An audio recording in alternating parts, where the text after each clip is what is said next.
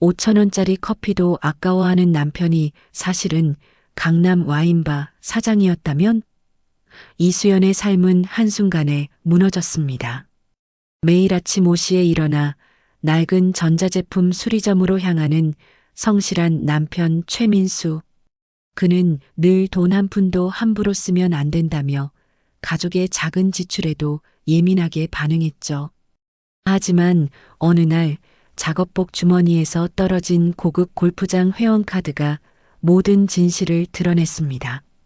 그냥 손님 거야라던 남편의 거짓말, 친구가 목격한 고급 세단과 여자, 그리고 휴대폰 속 와인셀러 준비라는 의문의 메시지들. 미행 끝에 발견한 것은 강남 한복판의 럭셔리 와인바에서 직원들에게 사장님이라 불리는 남편의 모습이었습니다. 부동산 세 채, 와인바 2곳, 해외 계좌까지. 20년 결혼 생활 동안 그녀가 몰랐던 수십억 원의 숨겨진 재산들. 그리고 매달 내연녀에게 송금되는 거액의 돈. 사랑은 금방 사라지지만 돈은 남자나라던 남편의 차가운 고백 후 모든 재산을 챙겨 해외로 도피해버린 최악의 결말까지. 과연 수연은 어떻게 이 배신을 극복할 수 있을까요?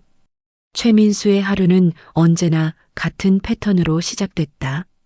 새벽 5시, 알람이 울리기 전에 이미 눈을 뜬 그는 옆에서 잠든 아내 이수연을 깨우지 않으려 조심스럽게 침대에서 일어났다.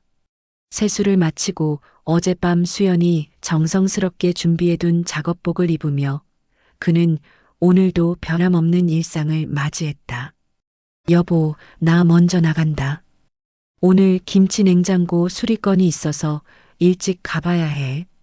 부엌에서 도시락을 싸고 있던 수연에게 민수가 말했다. 그녀는 남편의 뺨에 가벼운 키스를 하며 조심히 다녀와요. 점심 거르지 말고라고 당부했다. 이런 평범한 아침 풍경은 지난 20년간 거의 매일 반복되어 온 일이었다. 민수가 운영하는 민수전자는 동네에서 꽤 알려진 수리점이었다. 오래된 냉장고부터 최신 세탁기까지 고치지 못하는 가전제품이 없다는 소문이 자자했다. 가게 앞에는 언제나 수리를 기다리는 가전제품들이 줄지어 있었고 민수는 하루 종일 기름때와 먼지에 범벅이 되어 일했다. 손톱 밑까지 파고든 때는 아무리 씻어도 깨끗해지지 않았고 작업복에 밴 기계 냄새는 집에 와서도 쉽게 사라지지 않았다. 아버지, 친구들이랑 피자 먹으러 가도 돼요? 고등학교 2학년인 아들 민준이가 저녁 식사 중에 물었다. 민수의 표정이 순간 굳어졌다. 피자? 한 판에 얼마인데? 그 돈이면 집에서 맛있는 밥 3끼는 먹을 수 있어. 엄마가 해주는 음식이 최고지. 민준이는 실망한 표정을 지었지만 더 이상 말하지 않았다. 수연이 가끔은 애가 친구들과 어울릴 수 있게 해주세요라고 말하자 민수는 젓가락을 내려놓으며 답했다. 수연아, 우리가 부자인 줄 아냐? 나 하루 종일 고생해서 버는 돈이 얼마나 되는지 알아?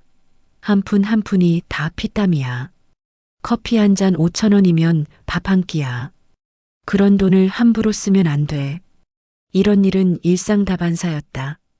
수연이 새 옷을 사고 싶다고 하면 옷장에 옷이 얼마나 많은데 가족여행을 제안하면 여행비로 적금 넣는 게 나으라며 번번이 거절했다. 수연은 남편의 이런 모습이 때로는 답답했지만 그래도 가정에 충실하고 성실하게 일하는 남편을 이해하려 노력했다. 그날도 민수는 평소와 다름없이 9시가 넘어 집에 돌아왔다. 저녁을 먹고 샤워를 하려던 그 순간 작업복 주머니에서 뭔가 바닥에 떨어지는 소리가 났다. 수연이 그것을 집어보니 고급스러운 골드 색깔의 회원제 골프장 카드였다. 카드에는 프리미엄 골프 앤드 리조트라는 글자와 함께 연회비 2천만 원이라는 작은 글씨가 적혀 있었다. 여보, 이게 뭐예요? 수연이 카드를 들고 물었다. 민수는 잠깐 당황한 기색을 보이더니 곧 태연하게 답했다. 아, 그거 오늘 수리점에 온 손님이 두고 간 거야. 내일 연락해서 돌려줘야지. 그의 목소리는 평소와 다름없이 담담했지만 수연은 왠지 모를 불안감을 느꼈다. 하지만 의심할 이유는 없었다. 20년을 함께 산 남편이 거짓말할 리 없다고 믿었으니까. 그냥 수리점 손님이 두고 간 거야. 민수의 대답은 여전히 담백했다. 하지만 수연의 마음 한편에는 작은 의문이 자리 잡기 시작했다. 그 골프장 카드를 자세히 들여다본 순간 카드 모서리에 희미하게나마 남편의 이름이 새겨져 있는 것을 발견했기 때문이다. 최민수라는 글자가 금박으로 선명하게 인쇄되어 있었다. 여보, 근데 여기 이름이. 수연이 다시 물으려던 순간 민수는 이미 샤워실로 들어가 버렸다.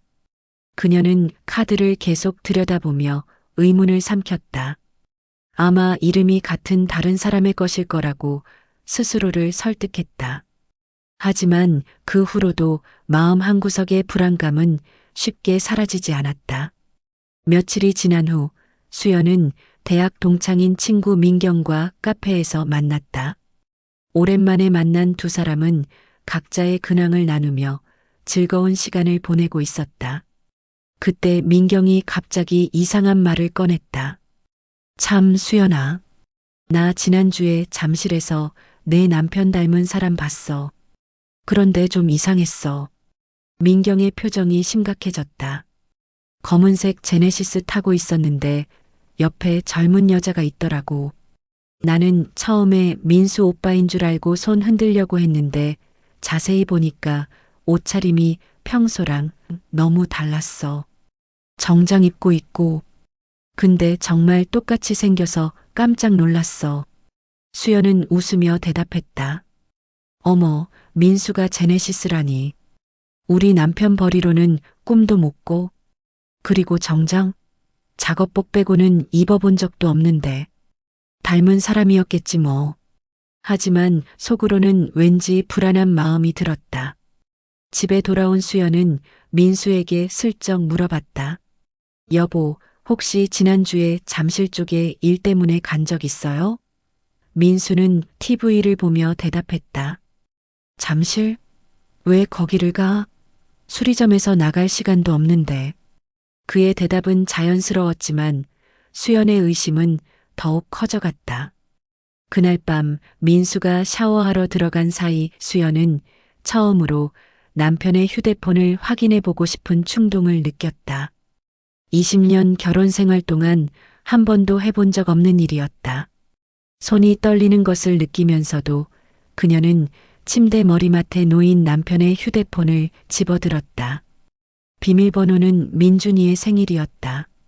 화면이 켜지자 수연의 눈에 들어온 것은 예상치 못한 메시지들이었다.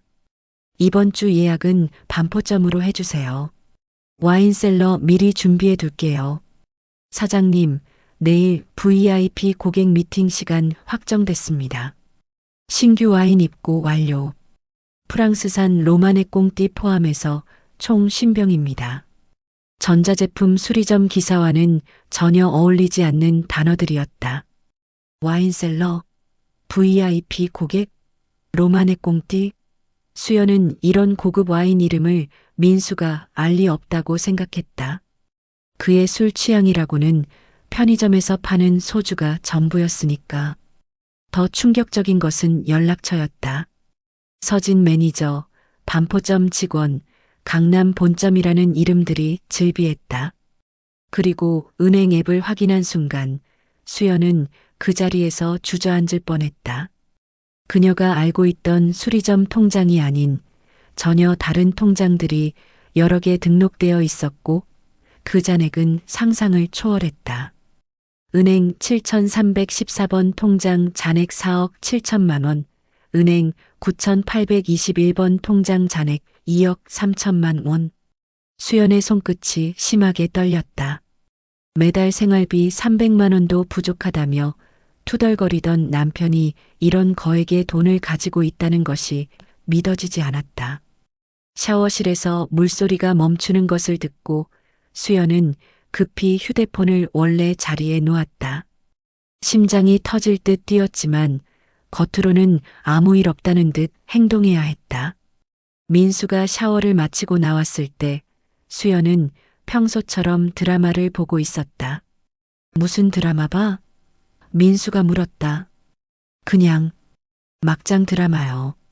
남편이 바람 피우는 내용이에요. 수연의 대답에 민수는 드라마는 다 똑같네라며 웃었다. 하지만 그 웃음이 수연에게는 섬뜩하게 느껴졌다. 이제 그녀는 20년간 함께 살았던 남편이 누구인지 전혀 모르겠다는 생각이 들었다. 다음 날 수연은 평생 해본 적 없는 일을 결심했다. 남편을 미행하는 것이었다. 민수가 평소보다 일찍 집을 나선 후 그녀는 급히 옷을 갈아입고 택시를 타고 뒤따라갔다. 저기 앞에 가는 흰색 트럭 따라가 주세요라고 기사에게 부탁하며 자신이 이런 말을 하고 있다는 것이 믿어지지 않았다. 민수의 트럭은 예상대로 동네 전자제품 수리점으로 향했다. 수연은 안도의 한숨을 쉬었다. 역시 내가 너무 의심이 많았나 보다. 하지만 1시간 정도 지나자 민수는 다시 트럭에서 나와 전혀 다른 차에 올라탔다. 검은색 제네시스였다. 친구 민경이 목격했다던 바로 그 차였다. 기사님, 저 검은 차 따라가 주세요. 수연의 목소리는 떨리고 있었다. 제네시스는 동네를 벗어나 강남 방향으로 향했다. 30분 정도 달린 후 차는 강남 한복판의 고급 상업지구에 멈췄다. 와인 앤드 위스키 프리미엄 컬렉션이라는 세련된 간판이 눈에 들어왔다. 민수는 차에서 내려가게로 들어갔다. 그런데 놀라운 것은 그의 옷차림이었다. 언제 갈아입었는지 깔끔한 정장을 입고 있었고 평소 수리점에서 보던 남루한 모습과는 완전히 달랐다. 더욱 충격적인 것은 가게 직원들이 그에게 하는 인사였다. 사장님, 안녕하세요. 사장님, 오늘 예약은 총 몇 팀입니까? 신규 와인 진열 확인 부탁드립니다. 수연은 그 자리에서 다리에 힘이 빠져 근처 카페에 앉을 수밖에 없었다.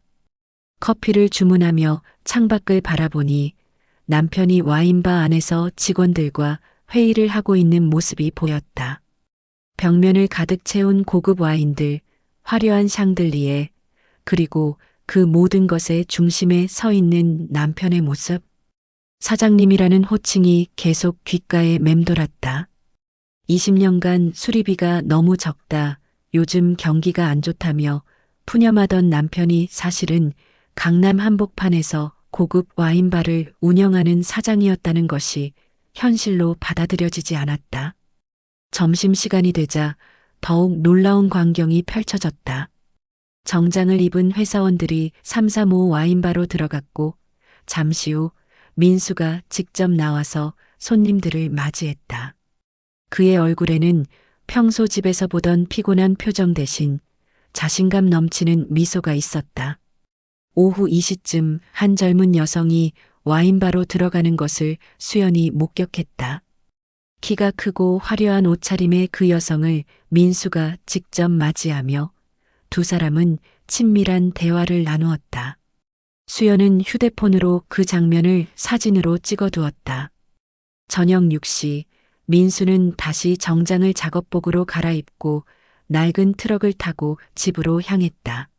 수연은 급히 택시를 타고 먼저 집에 도착해 평소처럼 저녁 준비를 하고 있었다.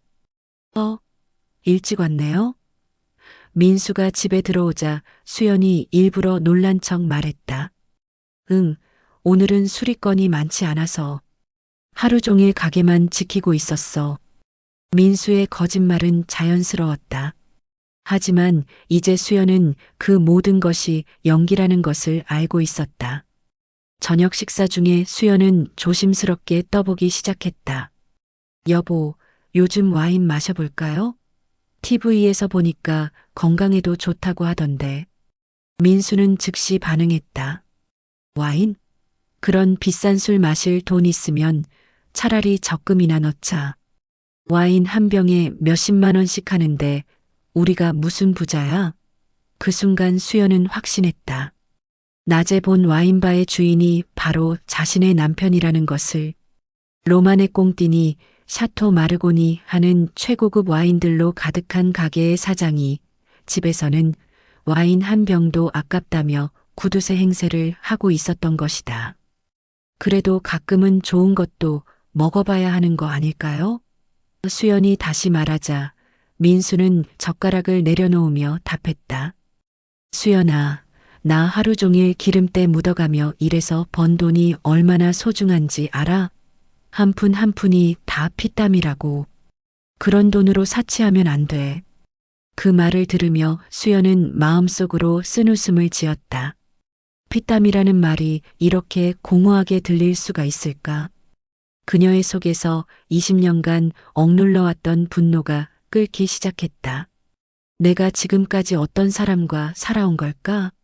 그날 밤 수연은 잠들지 못하고 천장만 바라보았다.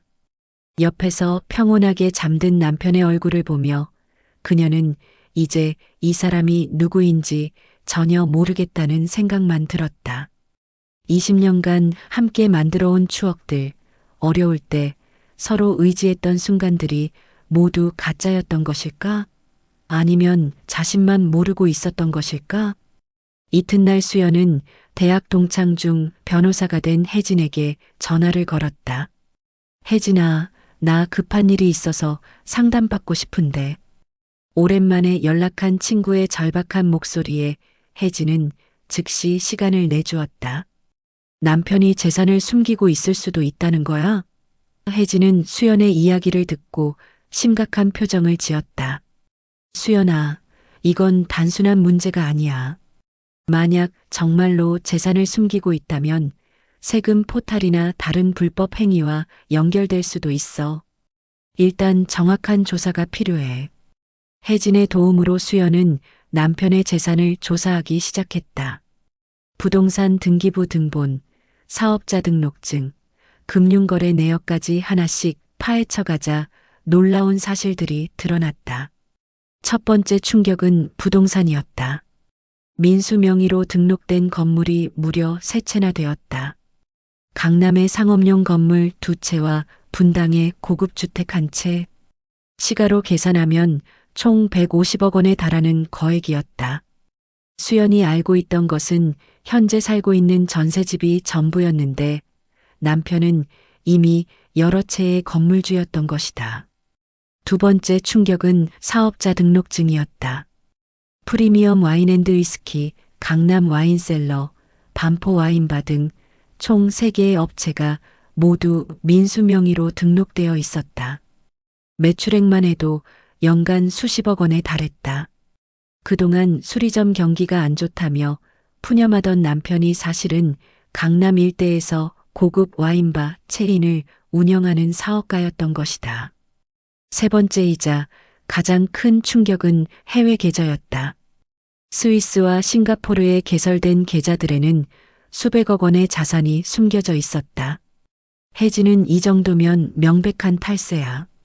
국세청에서 알면 큰일 날 수준이야라고 말했다. 하지만 정말로 수연의 마음을 찢어놓은 것은 따로 있었다.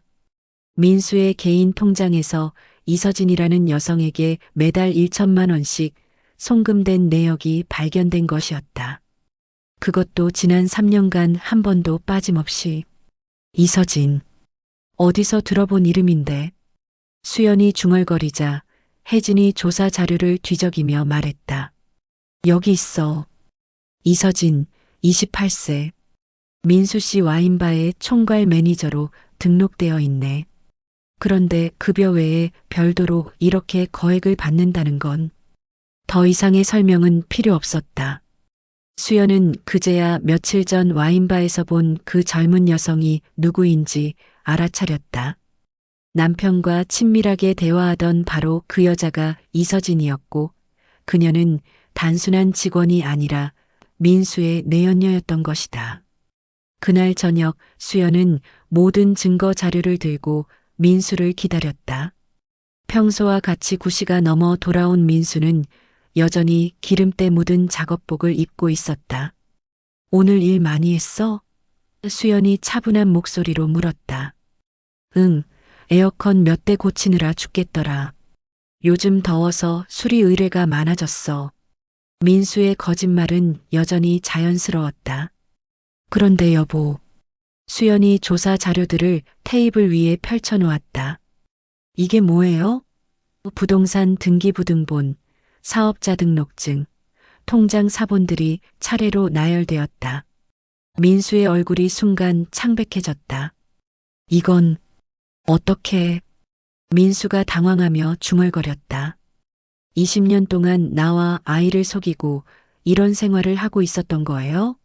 수연의 목소리는 떨리고 있었지만 분노로 가득했다. 그리고 이 여자는 누구예요? 수연이 이서진과의 송금 내역을 내밀었다. 매달 1,000만 원씩 3년간? 이게 무슨 돈이에요? 민수는 잠시 말없이 있다가 갑자기 평소와는 전혀 다른 차가운 표정을 지었다. 들켜버렸네. 그의 목소리에는 미안함이나 죄책감 같은 건 찾아볼 수 없었다. 당신, 나랑 살면서 대체 뭐였어요? 수연이 울음을 참으며 물었다. 민수는 소파에 앉으며 담담하게 대답했다. 수연아, 이제 와서 따지는 게 무슨 소용이야? 돈은 인생의 보험이야. 사랑은 금방 사라지지만 돈은 남잖아. 그 말은 칼보다도 더 깊게 수연의 마음을 찔렀다. 그럼 나는? 우리 민준이는? 20년 동안 뭐였다는 거예요? 너희도 내 인생의 일부였지. 하지만 이제는 각자 길을 가야 할 때가 온 것 같네. 민수의 냉정한 반응에 수연은 말문이 막혔다. 눈물도 나오지 않았다. 분노도 슬픔도 모든 감정이 얼어붙는 것 같았다. 그녀가 알고 있던 남편은 애초에 존재하지 않았던 것이다. 다음 날 아침 수연이 이혼을 준비하고 있을 때 민수가 갑자기 무릎을 꿇었다. 수연아, 미안해. 내가 잘못했어. 어제까지의 차가운 모습은 온데간데 없고 평소 알던 남편의 모습으로 돌아와 있었다. 정말 미안해. 사업이 커지면서 자꾸 욕심이 생겼어. 처음에는 우리 가족을 위해서였는데 언제부턴가 돈에 눈이 멀었나 봐. 민수의 눈에는 진짜 눈물이 고여 있었다. 이서진이는 정말 그냥 직원이야. 송금한 것도 성과급이고 오해할 만한 일이 있었다면 정말 미안해. 수연은 속으로 비웃었지만 한편으로는 흔들렸다. 20년을 함께 산 사람이 이렇게 무릎 꿇고 빌고 있는데 정말 오해였을 수도 있지 않을까? 특히 민준이를 생각하면 더욱 복잡했다. 고등학교 2학년인 아들에게 이런 상황을 어떻게 설명해야 할지 막막했다. 각서 써줄게. 앞으로 절대 거짓말 안 하고 모든 재산 투명하게 공개할게. 이서진이랑도 일절 연락 안 해. 민수는 직접 각서를 작성하기 시작했다. 나 최민수는 앞으로 아내 이수연에게 모든 사업과 재산 현황을 투명하게 공개하며 이서진과의 개인적 연락을 일절 중단할 것을 약속합니다. 수연은 며칠간 고민했다. 혜진은 절대 믿으면 안 돼. 이런 사람들은 변하지 않아라고 강력히 만류했지만 민준이의 미래를 생각하면 쉽게 결정할 수 없었다. 무엇보다 20년간의 결혼 생활을 하루아침에 포기하기에는 너무 많은 추억과 감정이 얽혀 있었다. 결국 수연은 한 번만 더 기회를 주기로 했다. 정말 마지막이에요. 다시 한 번이라도 거짓말하면 그때는 끝이라고 생각하세요. 민수는 고개를 끄덕이며 고마워, 정말 고마워. 이번에는 진짜 달라질게라고 약속했다. 하지만 수연의 불안감은 계속되었다. 며칠 후 그녀는 민수가 없는 틈에 와인바를 다시 찾아갔다. 그런데 가게 문에는 임시 휴업 안내문이 붙어 있었다. 이상한 생각이 들어 부동산 중개업소에 문의해 보니 더욱 충격적인 사실을 알게 되었다. 그 건물이요? 지난주에 매매 계약 완료됐는데요. 매도자가 급매로 내놓아서 시세보다 싸게 나갔어요. 부동산 중개인의 말에 수연은 다리에 힘이 빠졌다. 민수가 각서를 쓰고 반성하는 척하는 동안 이미 재산 정리를 시작하고 있었던 것이다. 급히 혜진에게 연락해 다른 부동산들도 확인해 보니 민수 명의의 건물 세 채가 모두 지난 일주일 사이에 매각되었다는 사실이 드러났다. 더욱 놀라운 것은 와인바 사업체들도 모두 폐업 신고가 되어 있었다는 점이었다. 수연아, 이건 명백한 재산 은닉이야. 아마 해외로 빼돌리려는 것 같아. 혜진의 설명을 들으며 수연은 자신이 얼마나 바보였는지 깨달았다. 민수의 눈물과 각서, 그 모든 것이 시간을 벌기 위한 연기였던 것이다. 그날 밤 수연은 평소보다 일찍 들어온 민수에게 직접 물어봤다. 여보, 와인바 문 닫았다면서요? 민수는 잠깐 당황했지만 곧 답했다. 아, 그거 사업이 잘 안 돼서 정리했어. 앞으로는 수리점만 열심히 할 거야. 그럼 건물들은요? 부동산도 다 팔았다던데? 이번에는 민수의 표정이 완전히 굳었다. 누가? 어떻게 알았어? 당신이 각서 쓸 때 이미 다 정리하고 있었잖아요. 나를 완전히 바보로 만들었네요. 민수는 더 이상 변명하지 않았다. 들켜버렸네. 그래, 맞아. 이미 다 정리했어. 그의 목소리는 다시 차갑게 돌아왔다. 그럼 돈은 어디 갔어요? 그건 내가 알 필요 없어. 다음 날 아침 수연이 일어나 보니 민수는 이미 집을 떠난 후였다. 옷장에는 평소 입던 작업복들만 남아 있었고 개인 용품들은 모두 사라져 있었다. 수리점에 가보니 그곳에도 폐업이라는 안내문만 붙어 있을 뿐이었다. 혜진의 도움으로 확인해 본 결과 민수는 이미 해외로 출국한 상태였다. 모든 재산은 현금화되어 해외 계좌로 이체되었고 한국에 남겨진 것은 전세집의 보증금과 몇백만 원의 생활비가 전부였다. 성실하다는 말. 그게 제일 큰 거짓말이었네. 수연은 텅 빈 수리점 앞에서 마른 웃음을 지었다. 20년간 자신이 믿어왔던 성실한 가장이라는 이미지가 얼마나 완벽한 가면이었는지 이제야 깨달았다. 하지만 더 이상 무너져 내릴 수는 없었다. 민준이가 있었고 그녀 자신의 인생도 있었다. 오늘부터는 나를 위해 살아야지. 수연은 고개를 들고 새로운 하루를 맞이했다. 이제 그녀의 인생은 누군가의 그림자가 아닌 자신의 이름으로 시작되는 것이었다. 제시도